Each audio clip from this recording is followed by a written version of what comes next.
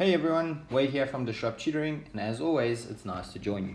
Today I'm going to be taking you through a nice simple question on homeostasis, and this was taken from the February-March 2015 DBE exam. So let's jump in.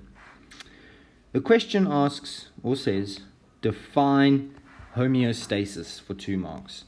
Homeostasis is the process in the human body by which it is able to maintain a constant internal environment.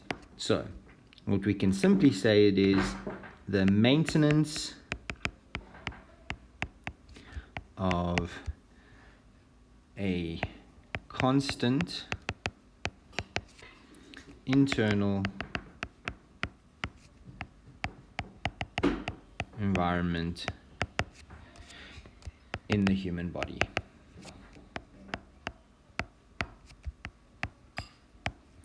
And that's it. That'll give you 2 easy marks. Before I go, I'd like to say a very special thank you to our epic sponsor. They helped make this video possible. You can read all about them in the description below, and be sure to visit our website for more of these epic video tutorials. And if you can't find the answer to your question, you can send us your question and we'll respond with a personalized video just for you. Until next time, stay epic.